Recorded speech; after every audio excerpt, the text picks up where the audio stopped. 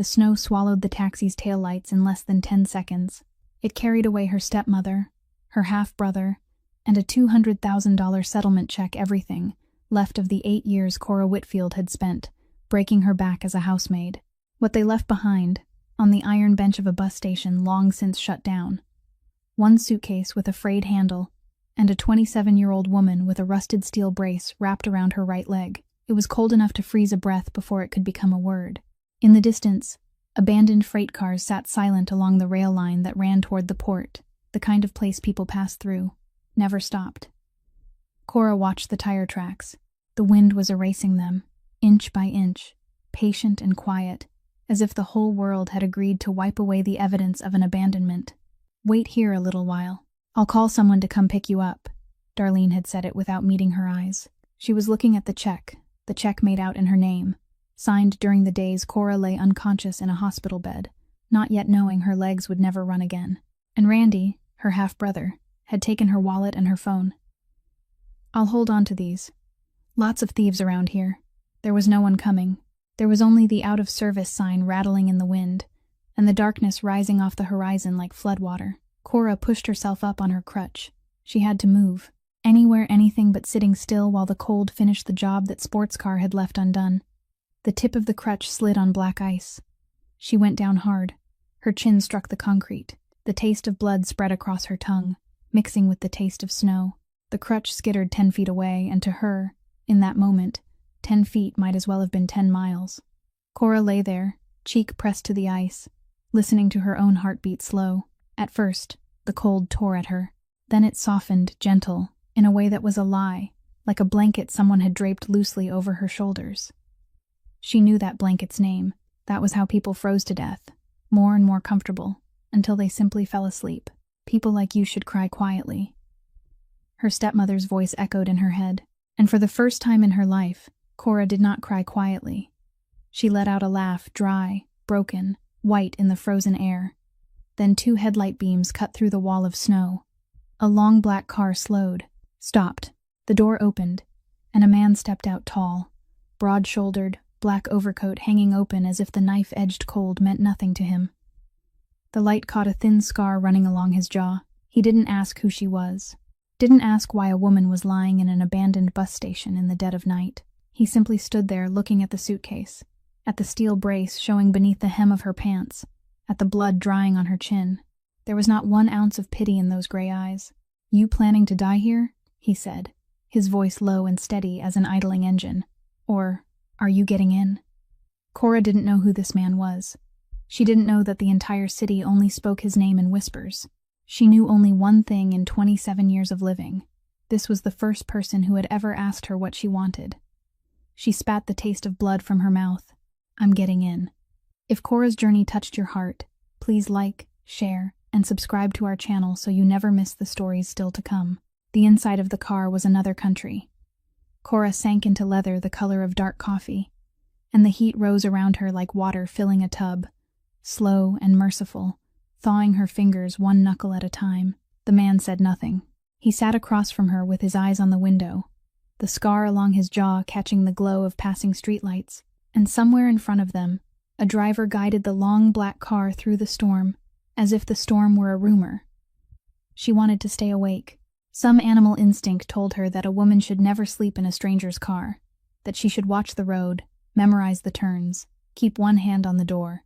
But 8 years of scrubbing floors had taught her body a different lesson, that warmth was rare and rest was rarer, and when both arrived at once, you did not argue. Her eyes closed before the city lights did, and in the dark behind her eyelids, the past came for her one last time. Headlights leaping out of the rain like something alive, the shriek of brakes that came too late to matter, a white hospital ceiling that stayed white for 3 weeks, while machines counted her heartbeats out loud. And when she finally opened her eyes, the first thing waiting for her was not a family member's face, but an envelope propped against her food tray. Cream-colored paper, the Ashworth crest embossed in the corner, 3 polite sentences informing her that her services were no longer required. She never dreamed of it again after that night. Some part of her must have known there would be no need. When Cora woke, the car had stopped, and the world outside the glass had changed shape entirely. A wall of wrought iron rolled open without a sound. Beyond it, A driveway curved through snow-banked trees toward a house that was not a house at all but a statement. 3 stories of gray stone rising against the white blur of Lake Michigan, windows lit gold in the darkness. Everything about it built to outlast the people who looked at it. She had spent 8 years inside a rich man's home. She knew wealth the way a fish knows water, but the Ashworth estate had been decorated to impress guests. This place had no interest in impressing anyone. It sat above the frozen shore like a fortress that had simply decided, at some point, to also be beautiful. The car eased to a stop before the entrance, and that was when she saw them. 2 men stood at the base of the steps, hatless in the falling snow, and the snow on their shoulders said they had been standing there a long time. The taller one held a leather briefcase flat across both palms, offering it the way a servant offers a dish, and neither man moved until the car door opened. The man stepped out into the cold without hurrying. Through the gap of the open door, Cora watched the 2 men bow their heads, watched the briefcase rise an inch higher in offering, and watched her rescuer walk past it as if it were empty air. He paused beside the taller man. He said something, one short sentence, too quiet for the wind to carry, too quiet for her to hear even a syllable of it. She could not hear it, but she could see what it did. The tall man's face lost its color the way a window loses light when a curtain drops. The briefcase sank. Both men backed away from the steps, backed all the way to a dark sedan parked in the shadows of the tree line, and drove out through the iron gates into the teeth of the storm. Tail lights shrinking, gone. Nobody waited out a Chicago blizzard on frozen steps for a favor. Men stood in the snow like that for forgiveness, and they had not gotten it. Cora sat very still in the warm leather silence, her heart tapping against her ribs, understanding for the first time that the quiet man with the gray eyes had not simply given her a ride. He had carried her across a border into a country with its own laws, its own weather, its own king. The door on her side opened. Cold poured in, and with it his voice, low and even, the voice of a man who had never once needed to raise it. "Can you walk?" She looked up at him, at the snow settling on his shoulders and refusing to melt, and she gathered her crutch. "I can," she said. He watched her work her way out of the car, one careful movement at a time, and he did not offer his hand, and something in her was grateful for that. The great doors of the stone house swung open before them, spilling amber light across the snow, and Cora Whitfield crossed the threshold into the world of a man whose name the whole city was afraid to say out loud. The entrance hall was tall enough to swallow sound. Cora stood dripping melted snow onto marble, the color of bone, and the first thing she noticed was what the house did not have. No portraits, no flowers, no small, soft objects meant to make a visitor feel welcome. Everything in sight had a function, the way everything in a well-kept engine has a function, and she understood without being told that the man who owned this place did not collect things. He used them. Grayson shrugged off his overcoat and hung it himself, which surprised her, and then he turned and looked at her the way a foreman looks at a delivery he has not yet decided to sign for. "Here is how this works," he said. "You have a roof. The roof costs labor. Kitchen, floors, whatever the house needs, whatever your leg allows, and some of what it does not. You get a room, meals, and a wage. Nobody here will carry you, and nobody here will mock you. The first person who does either answers to me." He said it all in one level tone. No warmth, no cruelty. The voice of a man reading terms he had already decided were fair. Cora tightened her grip on the crutch. "Why?" she asked, and her voice came out smaller than she wanted. "Why would you do this for a stranger?" Something moved behind the gray eyes, there and gone, like a fish below ice. "I don't leave things lying dead at my gate," he said.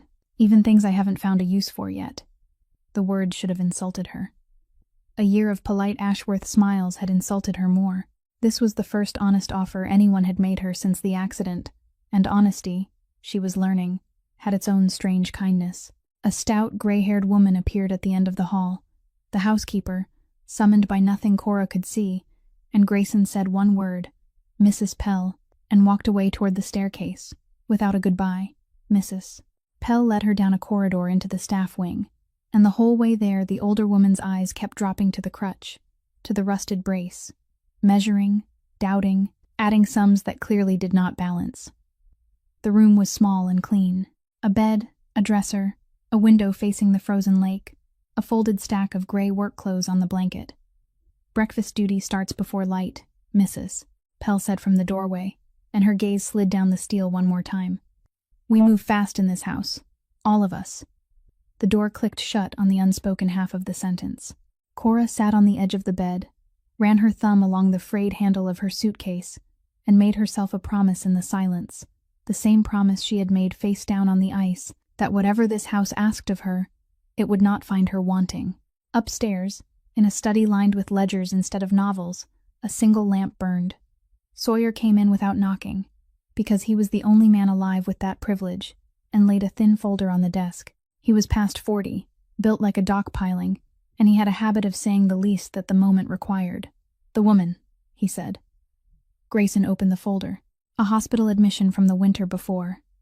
A hit and run on a service road in the rain. 3 weeks unconscious. Permanent damage to the right leg, and then the part that made his eyes stop moving. A police file so thin it was almost weightless. No paint samples, no tire analysis, no canvas of the block, no suspect, case marked inactive in under a month. He had read 100 police files in his life, files on men who had vanished, files his own lawyers had picked apart, and he knew what an honest dead end looked like. This was not a dead end. This was a road someone had paved over. "Somebody clean this," Sawyer said. Grayson turned the pages once more, the settlement signed by a stepmother, while the victim lay unconscious, the money gone, the family gone, the girl left at a dead bus station on the coldest night of the year. Whoever had erased the driver had money, patience, and reach, and no name anywhere in these pages. He closed the folder and slid it into the desk drawer, and the lock made a small, precise sound in the quiet room. "Watch her," he said. "Not because I distrust her." Sawyer waited. "Because whoever did this thinks she's finished," Grayson said, and turned off the lamp. 2 weeks into her new life, the house tested her.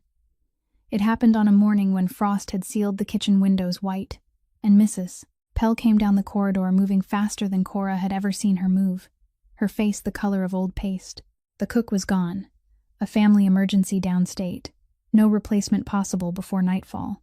And nightfall was the problem, because at nightfall 12 men were coming to dinner. Not friends. Cora had learned enough by then to read the weather inside the house, and all week the weather had been building toward this dinner the way pressure builds before a storm. Port men, shipping men, the kind of partners who measured respect in details, and read weakness in a cold soup. Mrs.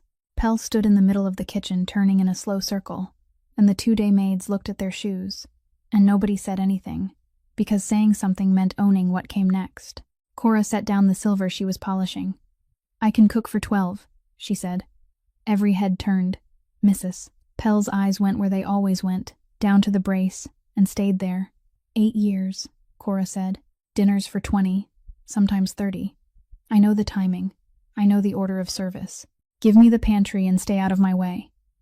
It was the longest speech she had made under that roof, and for a moment the kitchen was so quiet she could hear the frost ticking on the glass. Then Mrs. Pell untied her own apron and held it out, which in the language of that house was either a blessing or a sentence. The afternoon burned away in steam. Cora built the meal like a bricklayer builds a wall, course by course. Nothing fancy. Nothing that could fail. Roasted beef that forgave a busy cook. Root vegetables glazed dark. Bread warmed twice. A soup that only got better the longer it waited. 4 hours on her feet. The brace bit into her calf until her whole leg rang like a struck pipe, and she learned to hook her elbow over the steel counter's edge and let her arms carry what her leg could not. Reaching for the oven, she misjudged the angle of a hot tray, and pain seared a white stripe across the back of her hand. And she ran it under cold water for the length of one slow breath, wrapped it in clean cloth, and went back to the stove, because in her experience pain had never once finished a meal, and neither had crying. Through the swinging door she heard the guests arrive, heard the low rumble of men who filled a room on purpose, and when she carried the first course in, she understood what kind of table she was serving. 12 faces that had all seen weather, rings that had never known work, conversation that moved like a card game, everyone holding something back, and at the head of it Grayson, saying almost nothing, while the almost nothing ran the entire room. She saw it happen with her own eyes as she set down the plates. Mid-sentence, mid-laugh. Grayson picked up his knife and fork, and then set them back down against the china with a small, deliberate click. And the table went silent from one end to the other, 12 powerful men going quiet at once like a radio switched off, waiting to hear why. He spoke 4 unhurried sentences about the harbor, and picked his fork back up, and the room breathed again. Later, clearing the 3rd course, she watched a thick-necked man with a diamond on his smallest finger interrupt him, lean across the table and talk over him about birthing rights, and Grayson did not answer, and did not blink. He simply looked at the man, only looked, and the silence stretched until it had a temperature. And it was the interrupter's own partner who reached over, gripped his shoulder, and pulled him back down into his chair, like a man pulling a friend back from a ledge. Cora carried out the empty plates with her pulse loud in her ears. She had spent 8 years around money. She had never once been around power, and now she knew the difference. Money talked, power waited, and the whole world lowered its voice to listen. It was long past midnight when the last car rolled out through the iron gates. Cora stood at the sink, easing her weight off the screaming leg, the burn on her hand throbbing under its bandage, 12 settings washed and racked and shining in the drying rose. She did not hear him come in. Grayson stood in the kitchen doorway with his collar open, and his gray eyes moved slowly across the clean counters, the racked china, the pots hung back in their stations, and came to rest on her bandaged hand, gripping the counter's edge. He looked at the hand for a long moment. Then he looked at her, and he nodded. Once, a single, slow drop of a chin that had never once bowed to anyone in that city, and he turned and was gone. Cora stood alone in the spotless kitchen with her throat aching, and she could not remember, in 27 years of living, anyone ever paying her a higher compliment. On Saturday morning, the house changed its voice. Cora heard it before she understood it. Doors opening upstairs that usually stayed shut. Mrs. Pell humming in the corridor, actual humming, and then the sound that explained everything. Small, quick footsteps on the marble, lighter than rain. She was rolling dough at the big kitchen table when the door swung open a crack, and a face appeared in the gap. A little girl of 5 or 6 with a cloud of honey-colored curls and enormous brown eyes that went straight to the mixing bowls. "Are you making cookies?" the girl asked, in the tone of someone conducting very important official business. "I could be," Cora said. "Do you know anything about cookies?" The girl pushed the door all the way open and marched in wearing a yellow dress and 1 untied shoe. "I know everything about cookies. I'm Poppy. This is my uncle's house, but my room here is pink." Cora bit back a smile, hooked a stool with her free hand, and then did something no adult in that child's memory had apparently ever done. She eased herself down onto the bench so that her eyes were level with Poppy's eyes. No towering, no talking down through the air, just 2 bakers meeting at the same altitude. Poppy studied her with frank curiosity, looked at the crutch leaning against the table, and asked if it was a wizard's staff.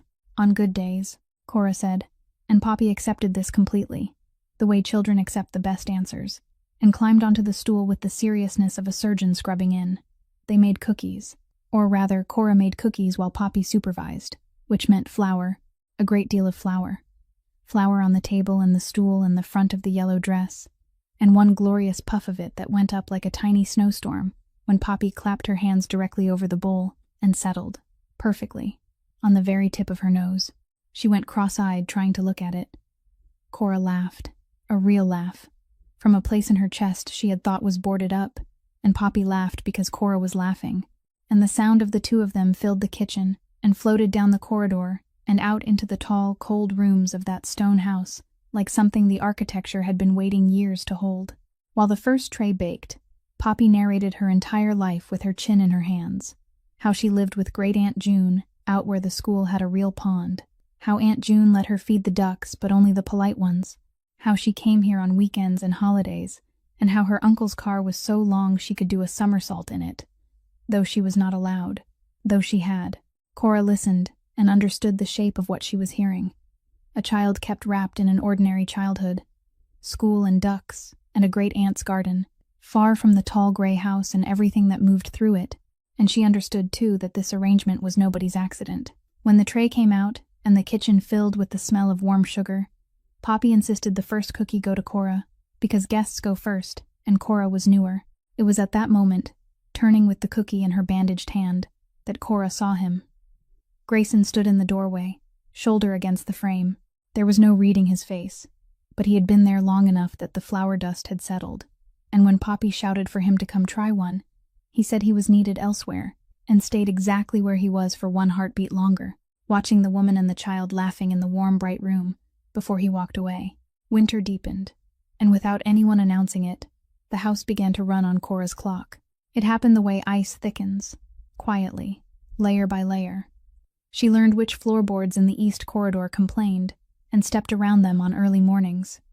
She learned that Mrs. Pell's temper tracked the delivery schedule and headed it off with coffee.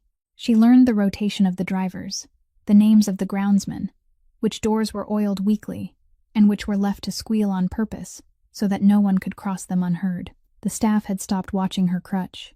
Now they watched her hands, because her hands were usually pointing at whatever needed doing next, and by midwinter even Mrs.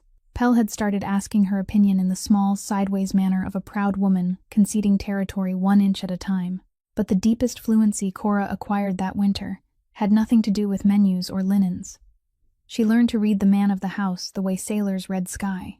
Grayson said almost nothing, so his body did the talking for anyone patient enough to study it, and she studied it without meaning to, the way you memorize a language you hear every day. Shoulders carried high and tight when he came through the door meant a deal had cracked somewhere out in the world of docs and manifests, and on those nights she had strong coffee waiting in the study before he asked. A jaw working slowly behind closed lips meant numbers refusing to balance. And once, only once that winter, she saw the rarest weather of all. Grayson standing at the tall window unclasping his wristwatch with slow, deliberate care, setting it face down on the sill, and looking out at the frozen lake with eyes gone perfectly flat. And the following morning, 2 names she had grown used to hearing around the loading schedules were never spoken in that house again. She did not ask. In that country, you did not ask. You noted the sky and trimmed your sails. On her own evenings, in the small room facing the lake, she performed a burial. It took her most of February. From the bottom of the frayed suitcase she had drawn the last artifact of her former life, the housemaid's uniform jacket, charcoal wool, and over the breast pocket the Ashworth family crest stitched in silver thread, a hawk over crossed keys, the emblem she had worn while she scrubbed their staircases and the emblem that had watched her be discarded. A weaker night might have burned it. Instead, she took her needle, and stitch by stitch, evening by evening, she unpicked the silver hawk from the wool, thread by patient thread, until nothing remained of it but a faint ghost of holes, and then she cut the good cloth into panels and sewed them into a plain working apron, gray, sturdy, anonymous, and hung it on the kitchen hook with the others. 8 years of her life, dismantled at the seams and remade into something useful. She found she slept better after that. The house kept 2 mysteries from her, and she catalogued them the way she catalogued everything, without touching. The first was a door. At the end of the second-floor hallway, past the linen closets, one room stayed locked in a house where she now held keys to nearly everything, and Mrs. Pell had mentioned it exactly once, on Cora's first tour, in the voice people reserve for graves. Nobody cleans that room. Nobody opens that door. Cora dusted the hallway to its end twice a week and let the door keep its silence. The second mystery wore a camel overcoat and arrived on Thursdays. His name was Whitmore, the head lawyer, 12 years in Grayson's service by Mrs. Pell's accounting, silver at the temples, a smile calibrated to the millimeter, and he alone of every soul who entered that house walked to the study door and opened it without knocking. Even Sawyer knocked, 1 knuckle, twice. Whitmore did not, and each time Cora watched that soft, confident hand turn the handle uninvited, something at the base of her skull tightened by 1 small degree, an instinct with no evidence to stand on, so she filed it away in the growing ledger she kept behind her eyes, where a housemaid records the things a house pretends no one can see. Christmas arrived at the gray stone house like a truce. For 1 weekend the tall cold rooms surrendered to warmth, fires lit in hearths. Cora had only ever cleaned, cinnamon and pine drifting down corridors that usually smelled of nothing at all, and at the center of it, conducting the whole holiday like a tiny general in a red sweater, was Poppy. Great Aunt June had delivered her on Friday with 2 suitcases and a shopping bag of homemade ornaments, and by Saturday afternoon, the child had staged a full occupation of the main hall, where a spruce twice the height of a man stood waiting to be decorated. Cora was drafted immediately. Poppy assigned jobs with great ceremony. Cora was in charge of the middle branches. Mrs. Pell the ribbons, a laughing groundsman was sent up the ladder for the star, and Poppy herself handled quality control, standing back with her fists on her hips after each ornament, and declaring it perfect or crooked, with no appeals allowed. Somewhere in the happy chaos, she discovered that a string of spare lights reached exactly from the outlet to where Cora stood, and with the focused delight of a 6-year-old artist, she wound the twinkling strand around Cora's crutch, from handle to tip, stood back, went cross-eyed with joy, and announced that it was now a candy cane, and possibly magic. Cora walked the hall all evening, glowing red and gold at every step, and did not take the lights off even once. Dinner that night was small and bright, just family and the senior staff at one end of the long table, Poppy enthroned on a cushion between her great-aunt and her uncle, candles doubling themselves in the dark windows. It was during the quiet after the main course, in one of those pauses that fall over tables, that Poppy turned her enormous brown eyes on Cora and asked, with the pure, unguarded curiosity of children, whether her leg hurt. The table went still. Mrs. Pell's fork stopped in the air. Great-Aunt June drew a breath to redirect the conversation, and Cora caught the old woman's eye and gave a tiny shake of her head, because the question deserved better than rescue. She leaned toward Poppy the way she had leaned that first morning in the kitchen, eye to eye, baker to baker. "It hurts," she said, "sometimes a lot. But this leg carried me all the way here, to this table, to this tree, to you. So the way I see it, it is doing a very good job." Poppy considered this with the gravity of a judge, nodded, satisfied, and returned to the extremely serious matter of dessert, and conversation flowed back over the moment like water over a stone. But at the head of the table, Grayson had set his glass down without drinking, and set it down so carefully that it made no sound at all, and for the rest of the meal his eyes returned to Cora, the way a compass needle returns to north. Hours later the house had gone soft and sleeping. Poppy had been carried up to the pink room mid-protest, and was dreaming before her head found the pillow. Great-Aunt June had retired, the staff had gone, and Cora sat alone near the great tree with a cup of tea, watching the strings of lights blink through their slow, patient colors across the dark hall. She did not hear him come in. She never heard him. Grayson took the chair across from her, set down a glass he was not drinking, and for a while they sat in the blinking dark, saying nothing. Two people who had both learned young that silence was safer than speech. Then he asked, quietly, no preamble, the way he asked about shipments and schedules. He asked what had happened to her, and Cora understood that he was not asking about the leg. He was asking about all of it. She looked into her tea for a long moment, and then, in a low voice, with the lights washing red and then gold across her face, she told him. She told it plainly, without decoration and without tears, the way you report weather that has already passed. And Grayson listened without moving, and the only signs that the story was landing anywhere were her knuckles whitening slowly around the handle of the teacup, and his eyes going darker by degrees, like a sky losing the last of its light. When she finished, there was only one sentence left in her, and she said it to the fire rather than to him. "They never even tried to find out who hit me," she said. The logs settled. The lights blinked red, then gold. Grayson said nothing at all. But across the dark hall, in the locked ledger behind his eyes, something was quietly written down and underlined. The knock never came, which was how she knew. Deep in the night after New Year, with a blizzard leaning its whole weight against the western windows, Cora woke to the sound of the front doors opening wrong. Too slow, too heavy, and then a voice in the entrance hall calling her name. Sawyer's voice, stripped of all its calm, and she had never once heard Sawyer raise his voice. She was down the corridor faster than she had moved in a year, the crutch striking marble like a drumbeat, and what she found at the base of the great staircase stopped the breath in her chest. Grayson was on the bottom step, half sitting, half fallen, one arm clamped hard against his left side, and his white shirt was no longer white. A darkness had soaked through it, and was spreading slowly under his pressed hand, and his face had gone the gray of lake ice. Sawyer knelt beside him, phone jammed to his ear, saying words like watched and waiting and not the hospital, and through the roaring in her ears Cora assembled the shape of the night. The hospital was exactly where somebody expected him to go. There were men posted near it who did not work for any hospital. The family doctor was stranded beyond the storm barricades on the far side of the city, an hour out, maybe 2 in this weather, and Sawyer was needed on the road right now, tonight, because whoever had known where Grayson would be this evening had known it from inside, and every minute that passed was a minute the answer got farther away. Both men were looking at a problem with no third option. Cora gave them one. "Move him to the study," she said, and her voice came out level and foreign to her. the voice of somebody she was only now meeting. Sawyer looked up. She was already turning, already inventorying the house in her head. Clean linen in the second-floor closet, the first aid chest in the pantry, boiled water, good light. 8 years, she said to Sawyer, not explaining, commanding. 8 years I nursed a bedridden woman through every kind of night there is. I know pressure. I know shock. I know when a body is winning and when it is losing. He cannot wait for the roads, and he cannot go where they are waiting for him, so he gets me. Get him on the sofa, and go find the name of whoever sold him. Something passed across Sawyer's face that might have been the birth of respect. And then it was motion. The big man carrying his employer into the study, Mrs.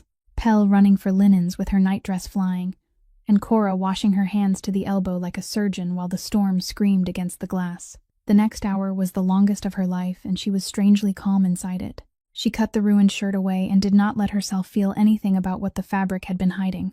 She pressed clean folded cloth over the worst of it, and leaned her weight in and held it, counting, watching the darkness slow its spreading, and finally, grudgingly, stop, and she bound him tight around the ribs with strips of torn sheet. Tight enough that he growled low in his chest without waking, which she took as a good sign, because pain meant the body was still filing complaints. The dangerous part was the waiting. His skin went cold and damp, his breathing shallowed, and she knew this thief of a condition by name from the old woman's bad winters. So she buried him in every blanket in the room, propped his boots up on cushions, and talked. She talked without stopping. She narrated the kitchen, the delivery schedules, Mrs.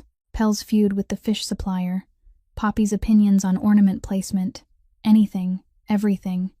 A rope of ordinary words thrown across dark water, and whenever his eyes drifted shut too long, she squeezed his cold hand hard and ordered him back.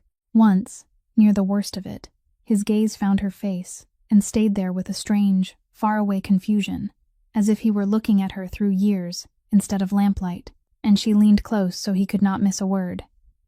"Listen to me," she said. "A man found me freezing in the dark once and gave me a choice, so now it is yours. You can let go, or you can hold on. Those are the only 2 doors in this room. Choose the second one." His mouth moved, and no sound came out, but his hand turned over under hers and gripped, weak, then less weak, an anchor finding bottom, and he held on. When the doctor finally fought his way in from the storm before dawn, he examined the pressure binding, the elevation, the blankets, the steady if battered pulse, and looked at the exhausted woman propped on a crutch beside the sofa. Whoever did this held his life in their 2 hands, the doctor said. Cora looked down at her hands, one of them still faintly scarred from a hot tray, and said nothing at all. The doctor had done what he could, and gone while the road still allowed it, leaving instructions, medicine, and a warning that the second night would be the one that decided things, and the second night kept its appointment. By dusk, the fever had climbed into Grayson like something moving into an empty house. He burned under the blankets in the study, muttering fragments of harbor names and older names she did not know, and Cora kept her station beside the sofa with cool cloths and the doctor's instructions memorized, changing the compress on his forehead, measuring the medicine by candle-steady hands, listening to the blizzard outside grow a deeper voice. Mrs. Pell and the day staff had been sent home to their families ahead of the storm's second wave, on Cora's own insistence, and Sawyer was still somewhere out in the White City hunting a name, which meant the tall stone house held exactly 2 people, one of them on fire from the inside, and one of them holding the hose. Past midnight, the storm found the power lines. There was no drama to it, just a soft click somewhere in the walls. And the lamps died, and the low hum a house makes without anyone noticing fell silent. And the dark that came in was total, the kind of dark that has texture. Cora sat very still and listened to the radiators begin their long, slow surrender, ticking as they cooled, and she understood the arithmetic immediately, because she had spent a winter learning this house the way you learn a body. Stone walls, high ceilings, a man soaked in fever sweat who could not afford to be cold, and a temperature outside that had teeth. The house had a backup generator. She knew that from her ledger of the place, a serious machine in the basement meant to catch the house when the grid dropped it, and it was not catching. She waited for the cough and rumble of it, and heard only wind, which meant the transfer switch had failed, and the machine was sitting down there in the dark, waiting for a human hand to wake it, and the only human hands available were hers. She lit the storm lantern from the pantry, tucked a wool blanket around Grayson's shoulders, put her lips close to his burning ear, and told him she would be right back, and went to the basement door. The stairs went down steep and narrow into blackness, built in a century that had never imagined a woman with a steel brace descending them alone by lantern light. She went down the way she had learned to go down everything. Lead with the strong leg, trust the crutch, never hurry, and she was 4 steps from the bottom when the crutch tip found a patch of concrete gone slick with condensation and shot sideways. She fell hard onto the stairs, took the edge of a step in the ribs, and slid the rest of the way to the floor in a tangle of lantern light and pain. The lantern survived. She lay there one moment doing inventory, then hauled herself up on the rail and limped on into the dark, past shelves and pipes, following the drawings in her memory to the far corner where the generator crouched, and she found the transfer panel, found the manual lever, and threw her weight on it, and the machine coughed, considered, and began to hum. And somewhere far above her a light she had left switched on came faintly alive at the top of the stairs. The warmth of that small glow lasted exactly as long as it took her to start back up. On the 6th step, her bad leg buckled mid-stride, and this time, the sound that came out of the dark was not her body hitting stone, but something worse, a dry metallic crack from the brace itself, and when she groped down she felt it. The rusted joint at the knee had sheared through, years of corrosion finally presenting its bill on the worst night it could have chosen, and the steel that had held her upright since the hospital now hung loose against her calf like a broken promise. She could not stand. She tried, and the leg folded, and the stairs were long and dark above her, and somewhere at the top of them, a man with a fever was lying in a room, slowly filling with heat that he needed her to guard, so she did not stand. She climbed, elbow and forearm, one knee, the crutch dragged along by 2 fingers, step over step. The lantern hooked in the crook of her arm, throwing huge, slow shadows up the stairwell, and she talked herself upward the whole way in a fierce whisper, the way she had talked him back from the cold, dark water. One more. Choose the second door. One more. She came over the top of the stairs on her elbows, into a hallway washed with restored golden light, and the far-off rumble of the furnace relearning its job, and she dragged herself down the corridor to the study, and pulled herself up against the sofa, and sat on the floor beside him, with her ruined leg out straight, and the broken brace hanging open, and her whole body shaking. His chest rose and fell under the blankets, deep and even. Warmer now, easier now. Cora laid her scraped palm flat over his heart, and felt it keep its steady, stubborn time, and she rested her forehead against the sofa's edge in the golden light. I held it, she whispered to the sleeping house. I held it. On the 3rd morning the fever broke like weather.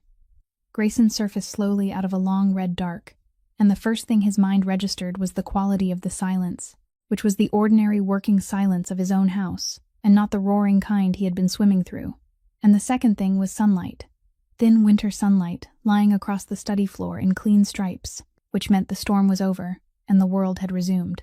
He took stock of himself the way he took stock of everything, without moving, eyes half open. The binding around his ribs was firm and expertly layered, tension even all the way around, the work of hands that had done it many times before.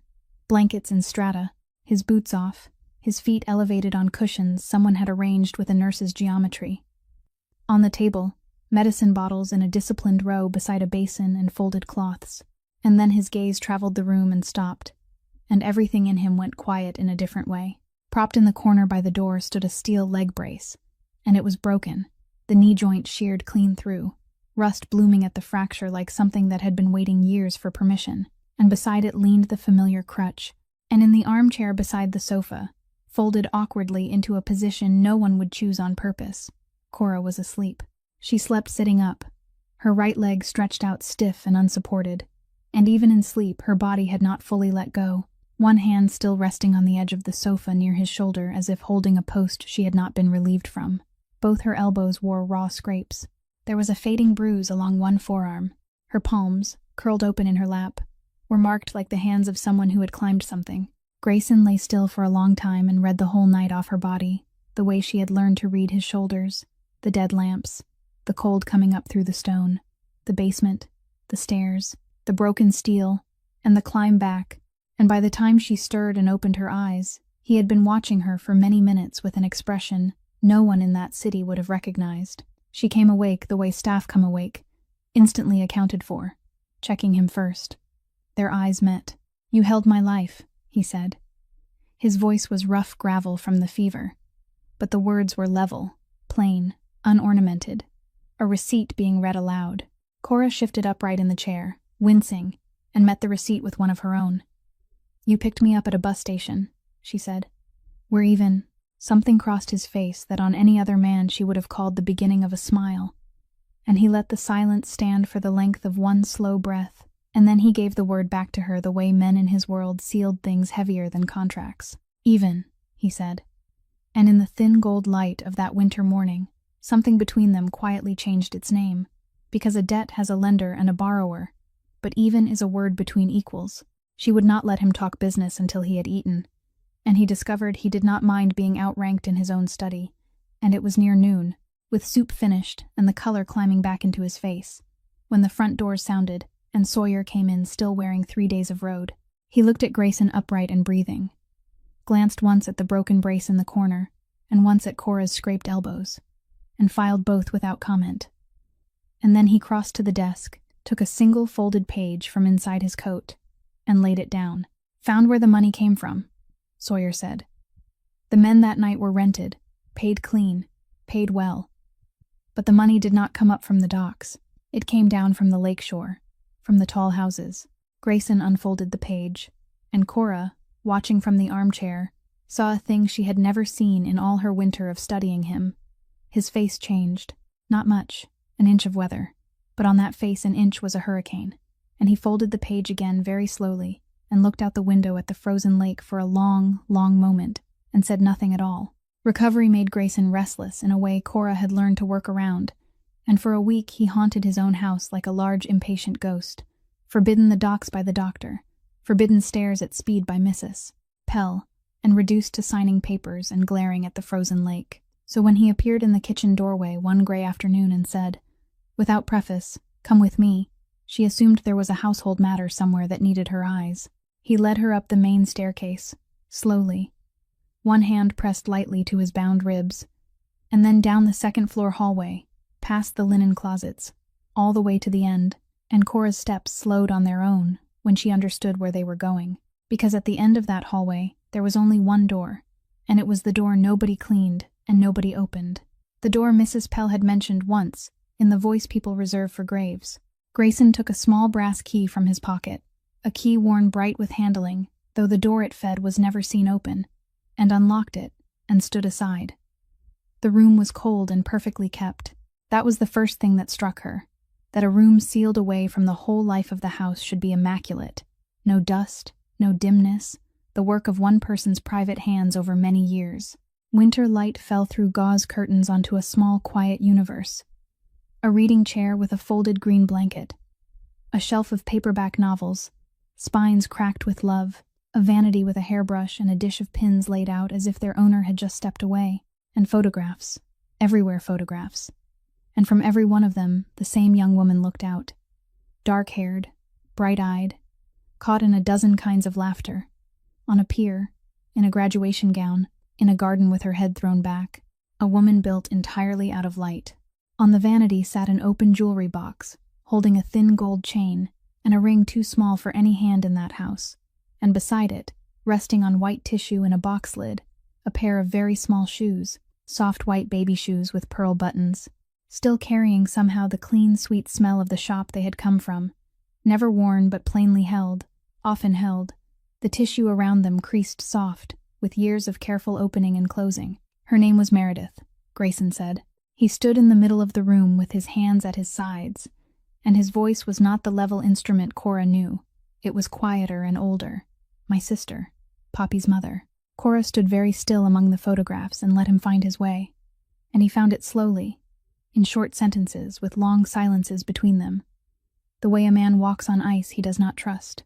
Meredith had been the one bright thing, he said, the one clean thing he had built his whole ugly kingdom around protecting, and she had been walking home on an ordinary evening when a car came out of the dark too fast, driven by a man with an old name and a young lawyer, and it did not stop. It did not even slow down. And then the machinery Cora knew so well from the inside had started turning. The calls, the settlements, the witnesses who remembered less each week, the file that grew thinner instead of thicker, and by spring the man with the old name was sailing in another state, and the case was a drawer nobody opened. And Grayson had learned in the worst classroom there is that money does not just buy things, it erases them. Poppy had been a baby. Great Aunt June had gathered her up and taken her out to the green, ordinary suburbs and raised her in sunlight. And Grayson had paid for every fence and every school and every duck on that pond, and had kept himself and everything his name meant. At a distance of 1 careful hour's drive, Cora's eyes went back to the small white shoes, and her chest ached, and she understood she still had not been told why she was in this room. Grayson turned from the window and looked at her, and what was in his face made her hold the crutch a little tighter.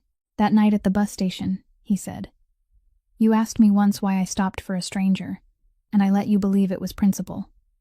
It was not principle." He drew a breath. "They found Meredith in the snow," he said. "On her side, in the dark, at the edge of a road, left there like something that had no name. And 5 winters later I am riding home past a dead bus depot, and my headlights cross a woman lying in the snow, on her side, in the dark, left like something that had no name, and my driver has his instructions. We do not stop. We never stop. And I heard my own voice telling him to stop before I knew I had spoken." He looked down at his open hands. "I did not save you out of kindness," he said. "I stopped because I could not save her. You were the stranger my sister never got." The room was very quiet. The winter light lay across the photographs of the laughing woman, and Cora crossed the small distance between them, and for the first time since the night they met, she was the one who reached out and laid her scarred hand over his. Since the night of the basement stairs, Cora had been making do. The broken brace could not be worn, so she had rebuilt her days around its absence. Shorter routes, more rest, the crutch bearing double duty, and she had told no one it mattered, because complaining had never once in her life changed the weight of anything. What she did not know was that the matter had been taken up at the highest level of the house. It began quietly, the way everything he did began. One morning, a stranger arrived in a wool coat, carrying 2 aluminum cases. A trim, silver-haired man who was introduced only as a specialist from out east, and Cora assumed he was there for Grayson's ribs until the specialist set his cases down in the study, looked at her, and asked if she would be comfortable removing her shoe. She looked at Grayson. Grayson looked back with the bland, immovable patience of a man who had already arranged the outcome and was merely waiting for the present to catch up. The specialist, it turned out, had spent 30 years building supports for ruined knees and spines, for athletes and soldiers, and one retired ballerina he mentioned twice with great tenderness, and he had been brought across half the country in winter because the man of this house had telephoned him personally and declined to discuss schedules. What followed was not an examination so much as a survey. The specialist measured her leg the way mapmakers measure a coastline, every angle, every circumference, murmuring numbers to his assistant pen, and the strangest part of the hour was Grayson, who did not leave, who instead picked up the broken steel brace from the corner where it still stood, turned it over in his hands, and began asking questions Cora would never have thought to ask. Where the old joint had carried its load, why the hinge sat where it sat, what the rust had cost in weight, and what the weight had cost in motion. And at one point the most feared man in the city knelt on his own study carpet, holding a measuring tape against the sheared knee joint with his sleeves rolled, comparing its height against the specialist's numbers, arguing quietly about pivot points. And the specialist argued back, delighted, and Cora sat with her leg extended between them, feeling like a bridge being surveyed by 2 engineers who intended it to stand for a century. Then the specialist packed his cases and vanished east, and nothing more was said, and January burned down into February. The parcel arrived on an afternoon of hard blue sky. Grayson brought it to the study himself, set it on the desk, and told her to open it. And inside a fitted case, cradled in gray foam, lay a thing that at first glance she did not recognize as belonging to the same species as the rusted contraption in the corner. It was matte black, carbon fiber woven fine as fabric, molded in one flowing line from thigh cuff to heel plate, and it weighed almost nothing. Her 2 hands kept expecting more of it, and kept being wrong, and the knee joint was a small titanium marvel, placed differently than the old one, placed correctly. The specialist's letter explained, aligned with the true center of her knee, instead of fighting a half-inch beside it, and the whole object had the deep, quiet seriousness of armor, not the apology of a medical device, but the confidence of a shield. She could not speak. Grayson took the brace from the case, and then the man whose glance emptied rooms, whose name was a whisper on 12 miles of waterfront, lowered himself onto one knee on the carpet in front of a housemaid and held out his hand for her ruined leg. Cora's breath went thin. Every instinct from every year of her old life told her to protest, to say she could manage, and something newer and wiser told her that this moment did not belong only to her. So she extended the withered leg, and he unbuckled the old broken steel for the last time, worked the cracked leather straps loose with careful, unhurried fingers, and set the whole rusted history of it aside on the floor. And then, before fitting the new brace, he paused, and he looked at her bare, atrophied calf, the thin, twisted shape she had spent her whole life hiding under hems and behind doors, and there was nothing in his gray eyes that she needed to flinch from. No wince, no charity. He studied it the way an engineer studies a load-bearing span he has been asked to reinforce, with respect for what it had carried and intent for what it would carry, and then he seated the carbon shell around it, threaded the straps, adjusted the tension at calf and thigh with 2 small precise pulls, and closed the titanium joint with a click that sounded like a promise being kept. "Stand," he said. She stood. The brace took her weight and gave nothing back. No grind, no drag, no cold bite of rusted steel. Only a firm, silent partnership all the way down her right side. And she took one step, and the step did not lurch. And she took another, crossing the study in the long yellow light with her shoulders nearly level for the first time since the rain and the headlights. And at the window she stopped and pressed her hand flat against the cold glass and cried. It came without warning, and she let it, silent and shaking, 27 years of it.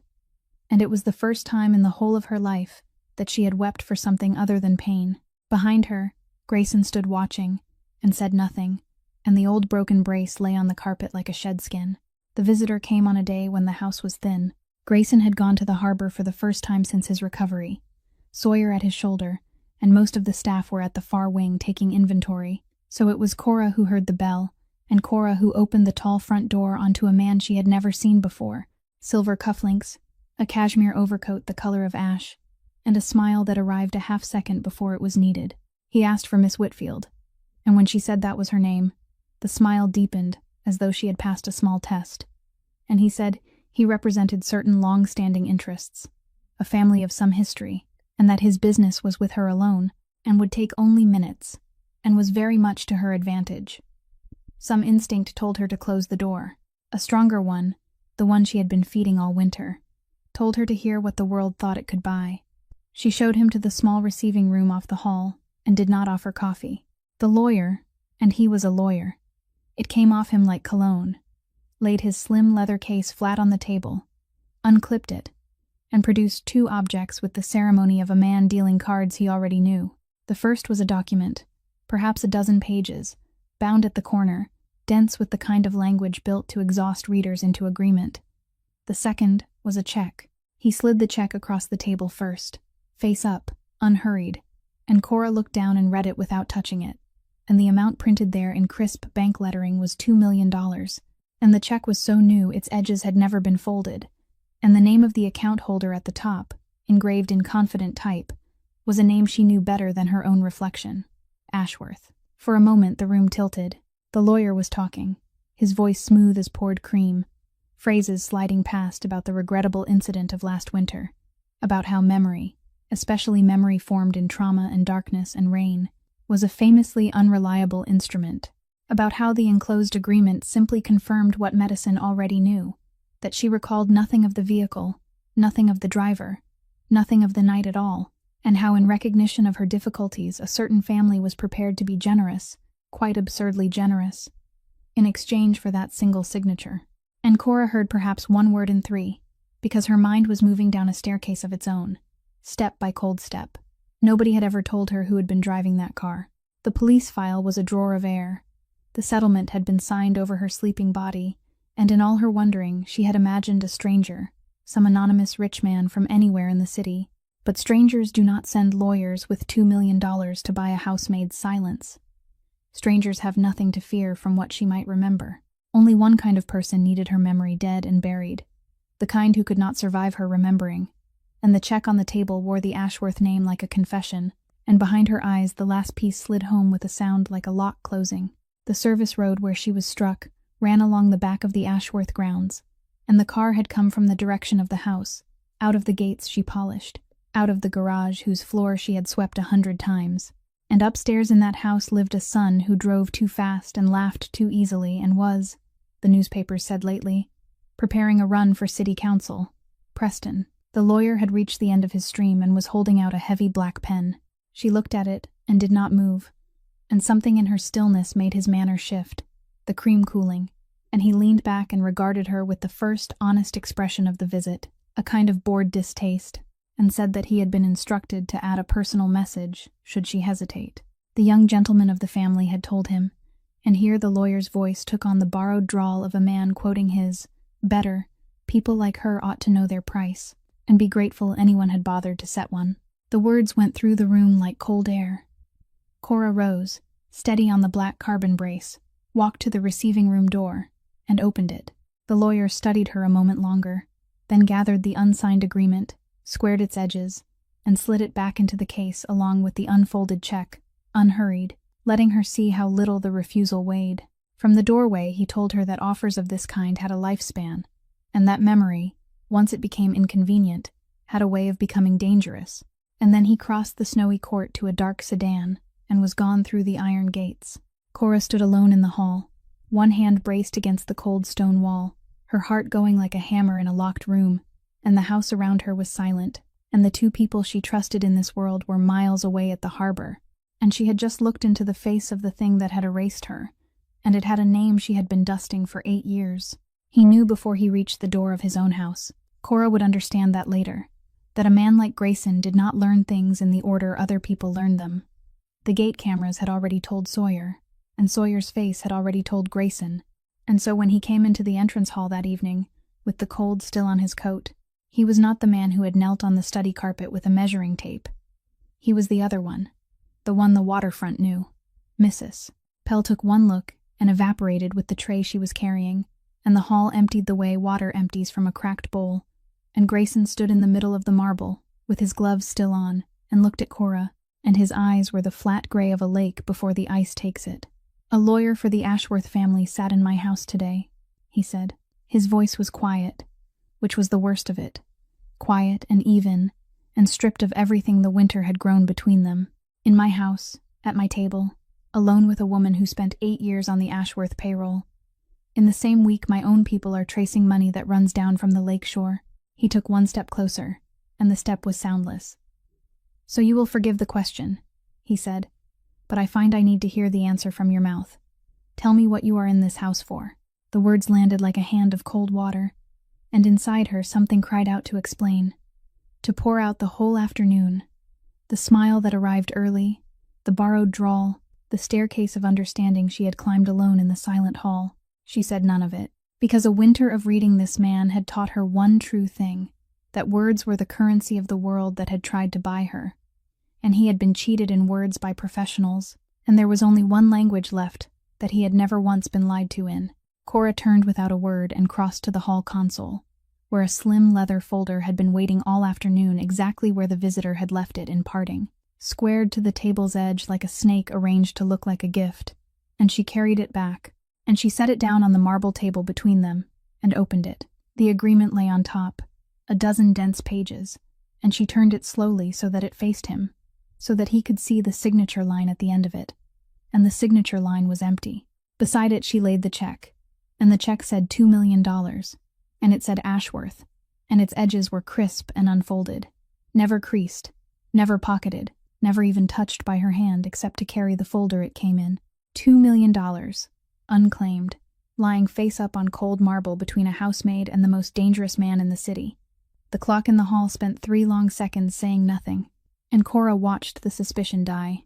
It did not fade, it broke, the way ice breaks, all at once and from underneath. And what came up through the cracks in his face was not apology but something older and harder to look at. A bone-deep weariness, the exhaustion of a man who had spent his whole life waiting for every hand near him to turn. And she understood then, in the silence, something no one had ever told her in words. Somewhere far back, before the Empire and the Whispers, someone this man had trusted with his blood had sold him. It was written in how fast the coldness had come, and how completely, the way a scar aches quickest in old weather. 2 people stood in that hall, carrying the same wound in different places. Hers from a family that had thrown her away, his from one that had traded him, each looking at the living proof that the other had chosen not to do it again. Grayson looked at the empty signature line for a long time. Then he pulled off his gloves, finger by finger, folded them once, and set them down on the table beside the unfolded check, which from him was a treaty, a surrender, and an apology all at once. And when he finally spoke, his voice had come home. "They offered you $2 million to forget," he said. Cora lifted her chin. "They could not afford what forgetting costs," she said. And for the first time since the bus station, in the cold marble hall, before the unsigned papers, Grayson smiled. Sawyer closed the circle 2 nights later. He came into the study long after the house had gone dark, laid out 4 photographs on the desk like a hand of cards, and talked longer than Cora had ever heard him talk, which was still not long. The root of the night Grayson was hurt, he said, had existed in exactly 4 heads: his own, the driver's, Grayson's, and one more, because the trip had been arranged around a meeting, and the meeting had been scheduled, papered, and timed by the man who papered everything in that house. Whitmore. For a moment nobody spoke. 12 years, Grayson said at last, and his voice had no anger in it, which frightened Cora more than shouting would have. It had only arithmetic. Sawyer dealt the rest of it out, flat and unhurried.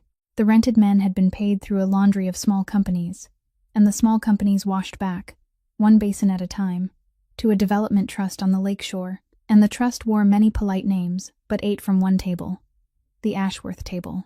And there was more. He had pulled the harbor ledgers going back 3 years, the offers Grayson had refused without much thought, the shell buyers sniffing at berth leases, the lobbying for a new Port Authority seat, and seen it whole for the first time. A family of builders sitting on towers of money that needed washing, and the cleanest laundry in the city was cargo, manifests, freight, the gray kingdom Grayson had spent 20 years fencing off. They had tried to buy the fence. The fence had said no, so they had tried to bury the fence, and when that failed, they had gone back to their older, quieter war, the one Cora had been carrying in her leg all along. Grayson stood very still at the tall window, and Cora, watching from the armchair with her hands folded tight, saw him arrive at the same cliff she had stood on in the receiving room, and step off it into the cold, clear air of certainty. "The man who bought my ambush," he said slowly, "and the man whose son ran you down in the rain, and the man who paid your stepmother to sign you away in your sleep." He turned from the window. One name. It sat in the room with them then, the whole shape of it, and Cora felt something in her chest she had no word for, terrible and steadying at once, because a scattered enemy is a fog, but a single enemy is a door, and doors can be opened. "What did they give Whitmore?" she asked quietly. Sawyer almost smiled. "Not money," he said. "Whitmore has money. They gave him a chair, board seats, a club membership older than the state, his daughter's name on a hospital wing, the clean rooms, the rooms a dock lawyer never gets into no matter how well he launders his grammar." Grayson closed his eyes briefly, and when he opened them, the arithmetic was finished. The following morning was a Thursday, and on Thursdays the head lawyer came, and he came as he always came. Camel overcoat, calibrated smile, the soft, confident hand reaching for the study door to open it without knocking. And this Thursday, for the first time in 12 years, the door was locked. Whitmore stood in the hallway a moment, thrown by half a beat, and then the door was opened from within by Sawyer, who said nothing at all, and Whitmore stepped into a study, arranged like a sentence already passed. Grayson sat behind the desk. Cora stood by the window, because Grayson had asked her to be there. "You were the collateral," he had said. "You will be the witness." And on the near edge of the desk, squared neatly to the corner the way legal papers are squared, lay a single airline ticket. One way. A city very far south, in a country whose language Whitmore did not speak. Whitmore looked at the ticket, and his face performed its whole repertoire in 5 seconds. Puzzlement, indignation, the opening syllable of an explanation, and then, meeting Grayson's eyes, arriving all at once at the truth, the way a man stepping onto a frozen lake hears the first crack and understands the entire winter in his spine. Grayson did not stand. He did not raise his voice. He looked at the man who had sold him and spoke as evenly as a clerk reading hours. 12 years you opened that door without knocking, he said, and I let you, because I believed a man could be bought only once, and I had already bought you.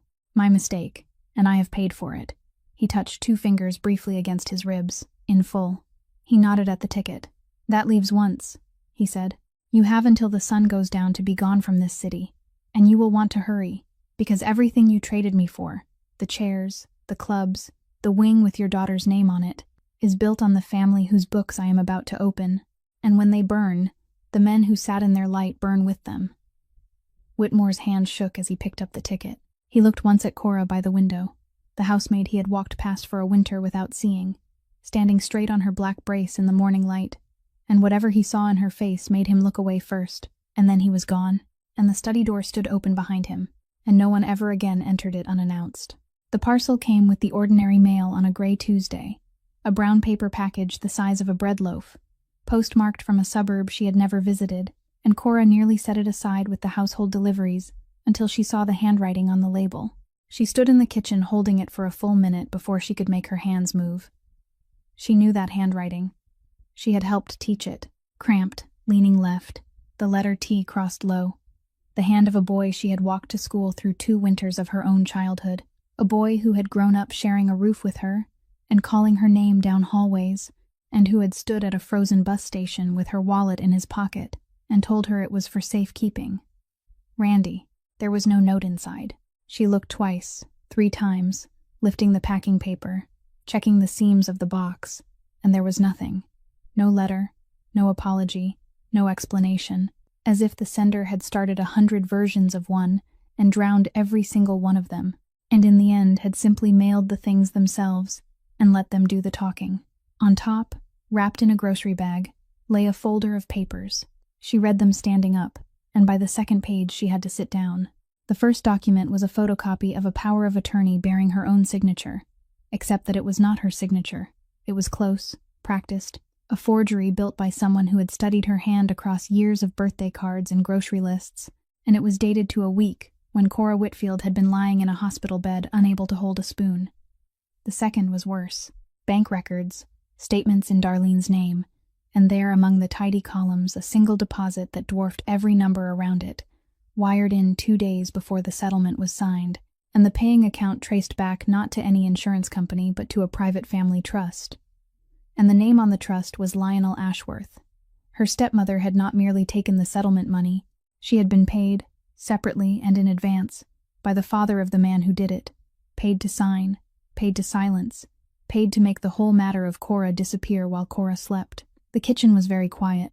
Cora set the papers down with strange gentleness, the way you set down something that has just finished exploding, and only then did she see what lay beneath them at the bottom of the box, wrapped in a soft dish towel she recognized before she touched it. Her breath stopped. It was a notebook, thick, water-stained at one corner, its cardboard cover gone velvety with age and handling, held shut by a rubber band that crumbled the moment she moved it, and on the front, in faded blue ink, in a rounder and warmer hand than Randy's, was written one word, recipes, and below it a name, and the name was her mother's. Her mother had died when Cora was 7 years old, and in the scattering afterward, the moves, the remarriage, the shrinking rooms, this notebook had vanished, and Darlene had told her plainly that it was gone, thrown out with the rubbish of the old apartment, and Cora had mourned it for 20 years the way you mourn a second, smaller funeral. It had never been thrown out. Someone had kept it hidden all this time, and someone else, a boy with cramped left-leaning handwriting, had known where, and had taken it, and had mailed it to a sister he could not face. Cora opened the cover with 2 fingers, and there was her mother's writing. Pale blue and slanting sunward, Sunday bread, winter soup, the pie for when somebody is sad, and rising up off the old paper, impossible and undeniable, came the smell, flour and cinnamon, and something underneath that was nothing but time, and one particular kitchen in one vanished apartment, and Cora Whitfield pressed the notebook to her chest with both arms, and bent over it, and in the great stone house of the most feared man in the city, the housemaid sat at the kitchen table and wept for her mother, 20 years late, and right on time, while outside the window the snow began, very quietly, to melt. The Ashworths did not wait to be accused. Within a week of Cora's first quiet visit to the county prosecutor's office, where she had handed over copies of everything in the file and watched a career attorney's eyebrows climb 1 page at a time, the pushback began. And it began the way old money always begins, politely, invisibly, at the edges. The retired garage hand from the Ashworth estate, a stooped and decent man who had told the prosecutor's investigator that yes, he remembered a repair that winter, remembered being told to keep it off the books, telephoned suddenly to say his memory was not what it had been, that he was an old man who confused his years, and that his son had just been blessed with a paid apprenticeship downstate, and he would not be giving any statement after all. The same week, a newspaper that lived on Ashworth advertising ran a soft-lit profile of Preston, candidate, philanthropist, friend of the working family, and buried in the 9th paragraph, unnamed but unmistakable, a warning shot. Sources close to the family described a troubling attempt at extortion by a former domestic employee with a grievance, and, the source added sadly, a documented head injury. Cora read it at the kitchen table with her coffee going cold, and the old shame tried to rise in her. The reflex of a woman trained her whole life to shrink from the word trouble, and she looked at it, and set it down, and did not shrink. They were spending money to make her small, and you do not spend money on something that is small. It was on the drive home from her second meeting at the prosecutor's office that they stopped spending money and started spending fear. Sleet had come in off the lake at dusk, the roads greased with it, and Cora rode in the back of one of the house cars with Denner, the young driver, taking the shore road because the highway was jammed, a route of long curves between the water and the bluffs with guardrail on one side and rock on the other. The two pickups came out of a service lane behind them with their lights off. She noticed them first as a wrongness in the mirror glow, two dark shapes closing much too fast for the weather. And then Denner's eyes flicked up, and his hands changed on the wheel, and he said, quietly, "Hold on to something, ma'am," and the night bent sideways. The first truck came up on their flank at the entry to the long north curve, and swung in, not touching, hurting, forcing Denner to choose between the rail and the brakes, and Denner chose neither. He dropped a gear, and shot the gap before it closed, and the tires shrieked against the wet asphalt like a living thing, and the guardrail posts flicked past Cora's window in a gray blur, one arm's length away with the black water yawning beyond. The second truck was waiting for the move, and slotted in ahead of them, brake lights flaring, trying to stack them up for its partner, and for 3 long curves the world became geometry at speed, the truck scissoring, Denner reading them, fainting wide, cutting under, the engine howling, sleet hammering the glass. Cora braced across the back seat with the carbon brace jammed against the door and her heart slamming in her mind, in the strange cold way of moments like this, absurdly clear, and in that clarity, as the lead truck swerved close enough to fill her window, she saw it, lit for half a second by their own headlights, small and oval and white against the tailgate's dark paint, a campaign sticker, navy lettering, Preston Ashworth for city council, and the sight of it went into her like a splinter of ice. They had not even bothered to peel it off. That was how little they feared being named. Then the night changed sides. Light flooded the road behind them, 2 sets of high beams coming up out of the sleet at terrible speed, and the truck saw them in the same instant Cora did, and broke off like startled birds, one surging straight ahead and gone, the other diving down a gravel cut toward the old quarry road, and the 2 dark sedans that had been shadowing Cora's car at a distance all evening, on standing orders she had never been told about, swept past in pursuit of the second truck without so much as slowing, and a voice came calm and flat over the radio in Denner's dash, telling him the road ahead was clear. Bring her home. The iron gates had never looked like anything but iron to her before. That night they looked like arms. Grayson was down the front steps before the car had fully stopped, coatless in the sleet, and he opened her door himself, and whatever he saw in her face made his own go very still, and he reached in, and she took his hand, and came out of the car upright, shaking, soaked in adrenaline, alive, and she stood there in the freezing rain gripping his hand with both of hers, and before he could speak, before Sawyer could report, before the great doors could close around her, Cora Whitfield lifted her chin and said the first thing that came, and it came out almost laughing, fierce and bright and unafraid. "They're scared," she said. "Grayson, they're scared of me." The house pretended to sleep that night, and did not. Cora lay in her small room listening to the building breathe, and sometime deep in the dark she heard what she had been half waiting for. The study door, opened softly, by the one man who never made sound by accident, which meant tonight he did not care. She rose, strapped on the brace in the dark with hands that knew every buckle blind, and went down the corridor toward the line of lamplight under the study door, and she did not knock, because a winter in that house had taught her when knocking was a courtesy and when it was a surrender. Grayson stood at the far wall with his back to her. The oil painting that hung there, a dull harbor scene she had dusted 100 times without wondering about, stood swung open on hidden hinges like a small door, and behind it, recessed into the stone, a steel safe stood open, and Cora had imagined, in an idle moment, that a safe in this house would hold money or ledgers or the deeds to half the waterfront. It held those things.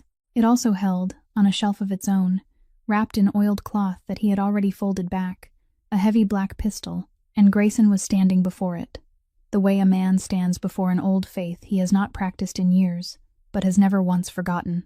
And he was not moving, and on the desk behind him lay a single sheet of paper with 2 addresses written on it in his own hand.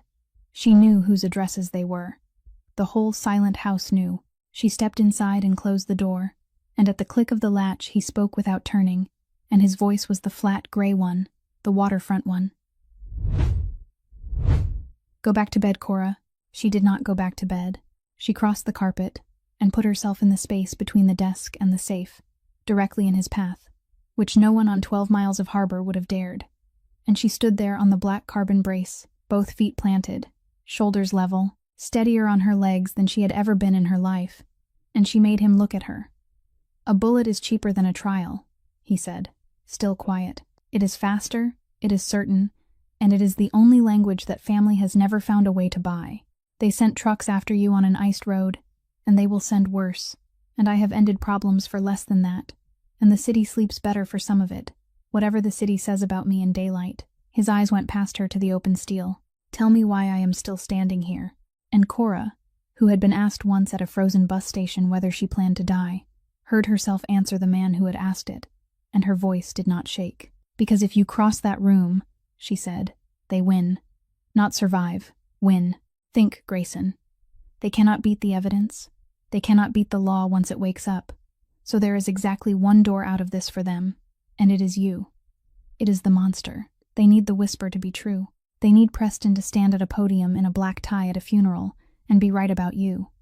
And every door you and I have pried open this winter slams shut, and I go back to being the maid who got mixed up with the harbor killer. And Meredith stays a closed drawer forever, and the man who left me in the rain gets to be the victim." She took one step closer, close enough to see the fever of the thing moving behind his eyes. "You told me once you do not leave things lying dead at your gate," she said.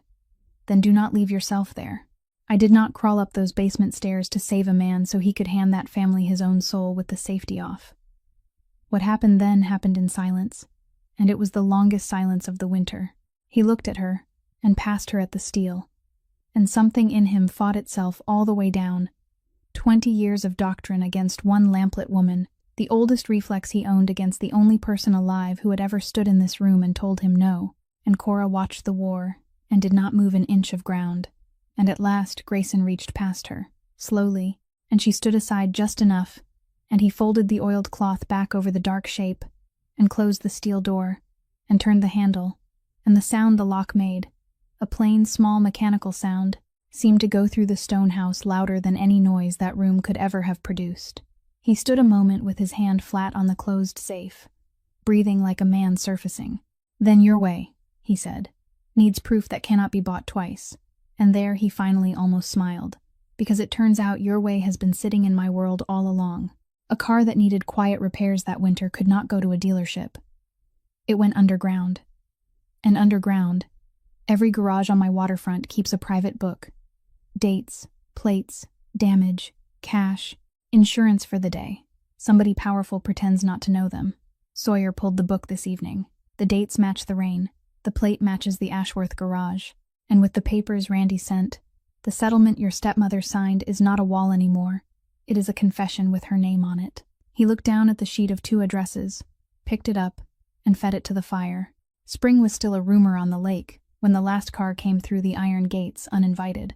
Cora saw it from the front windows, a low silver machine that cost more than most houses, fishtailing slightly on the wet gravel because its driver had never once been told to slow down, and behind it, a dark escort car that unloaded 2 large men in good suits, and then the driver's door swung up, and Preston Ashworth stepped out into the gray morning wearing sunglasses against no sun at all. He came up the steps like a man arriving at his own property, and Mrs. Pell, at a nod from Cora, led him into the receiving room and left him there without offering to take his coat, which in the grammar of that house was a declaration of war he did not have the vocabulary to read. Cora took her time. She finished her coffee in the kitchen, standing, and looked out at the melting snow for a moment. And then she walked down the hall, with the brace clicking its firm, even rhythm on the marble, and she entered the receiving room and looked for the first time in her life directly into the face of the man who had been driving that car in the rain. He was handsome the way an advertisement is handsome, and he had made himself comfortable, one ankle over one knee in the best chair, and his two men stood against the wall like furniture that could hurt you. And on the table he had already laid out fresh papers and a fresh check. And as she came in, he took a heavy pen from his jacket and tossed it onto the stack, where it landed with a clatter, and he smiled at her with all the warmth of a camera flash. "So you're the project," he said, looking her over. The sunglasses pushed up into his hair now, taking in the plain dress, the gray apron, the black brace below the hem. "My father wanted lawyers and committees for this. I told him no. Some things you handle yourself, like a leak under a sink." He nodded toward the papers. "Same terms, better number, last offer, and between us, sweetheart, I am doing you a kindness. Because what exactly is the plan here? Honestly, look at yourself. You can barely stand up straight, and you want to go to war with my family. People like you do not win wars. People like you mop up after them." And Cora, who had imagined this moment for weeks and wondered what it would do to her heart, discovered with a distant scientific interest that it was doing nothing to her at all, that his voice was just weather, that the man who had haunted her leg for a year was, up close, only a bored boy with his father's checkbook, and the discovery made her calm all the way down to the floor. She did not sit. She stood across the table from him, both feet planted, and let the silence get uncomfortable. And when she moved at last, it was to set down on top of his fresh papers the thing she had carried in under her arm, a plain, thick folder, unlabeled, and she squared it neatly to the table's edge, the way she had been squaring linens her whole working life. Preston glanced at it with amusement. "What is this?" he said. "Your resume." "Open it," she said. He opened it, still smiling. He read the first page, and the smile forgot itself. He turned to the second, and the third, and his ankle came down off his knee, and his feet found the floor.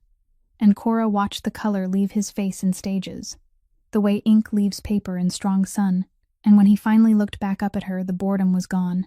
And behind it, small and naked, was the beginning of the thing she had seen on that sleet-blackened road, the thing his family had been spending millions to keep out of their eyes.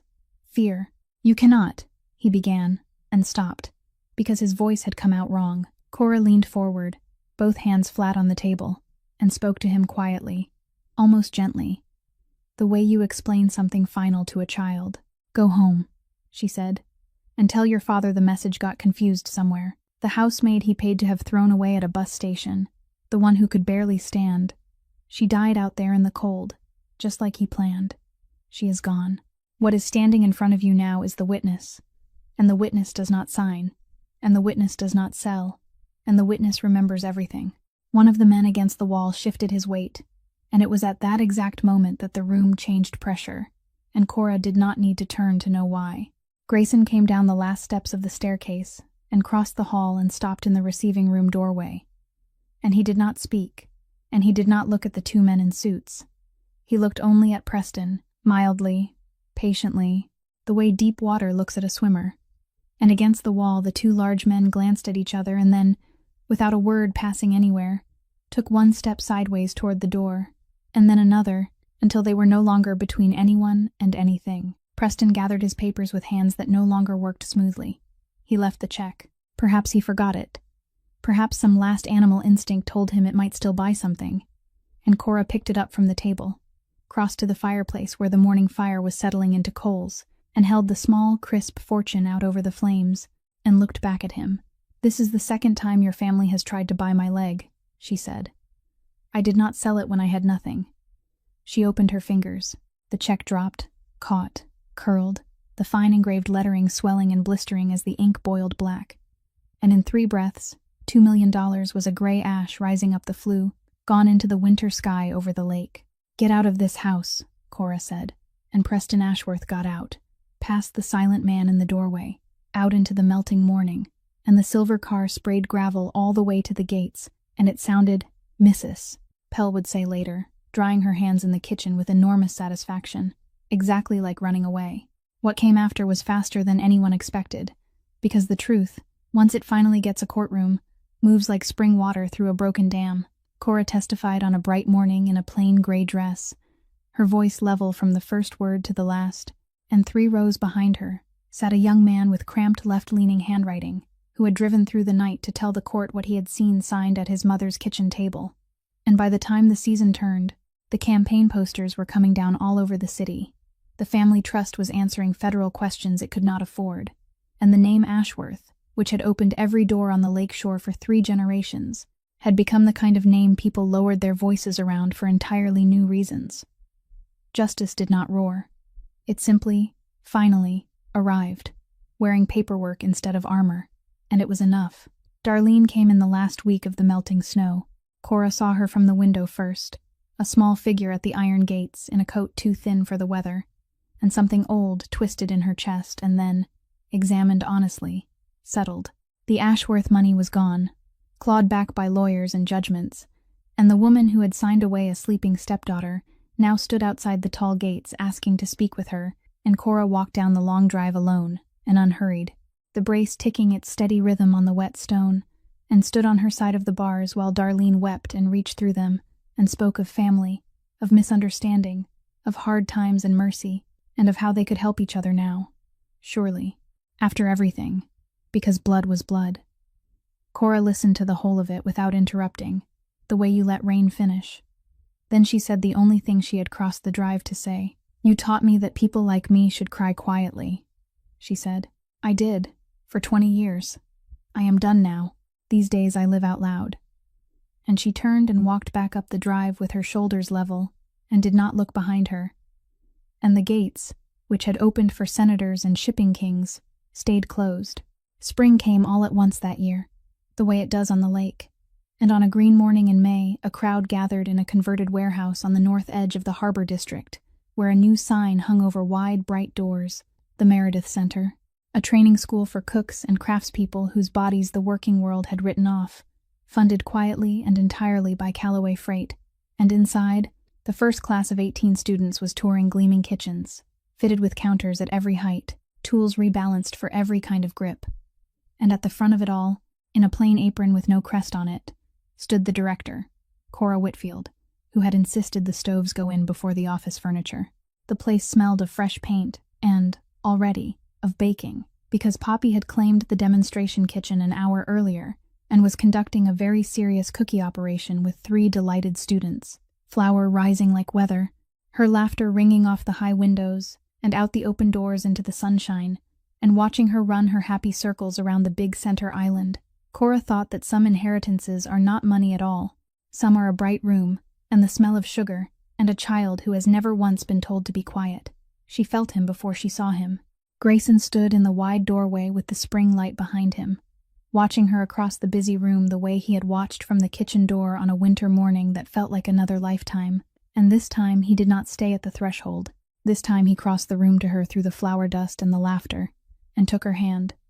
And when she rose up to meet him, he kissed her, unhurried, in front of the students and the sunlight, and the whole watching spring. Not a rescue and not a reward, but 2 people who had carried each other up out of the dark arriving, at last, on level ground. Someone asked her once, in those first bright weeks, what the school was really for, and Cora answered without needing to think, because her whole life had been the answer. "We spend so long believing our worth is written on our bodies," she said, "on what is broken or whole, on what others will pay for us. It is not. Your worth is the one thing nobody can price and nobody can take. It is the dignity you refuse to sell. And the day you understand that, you stand taller than anyone in the room, whatever legs you stand on." And that is where we leave Cora and Grayson, in a warm, bright kitchen by the water, proof that the people this world throws away are so often the very ones who end up teaching it what a human being is worth. If Cora's journey touched your heart, please like this video, share it with someone who needs it today, and subscribe to our channel so you never miss the stories still to come, because there is a new one waiting for you every day. And tell us in the comments how this story made you feel. What moment stayed with you? What you would have said to Darlene at that gate? We read every word and we truly want to hear what is in your heart. Thank you for listening all the way to the end. We wish you good health, a peaceful mind, and joy in every single day. Goodbye for now, and we will see you in the next video.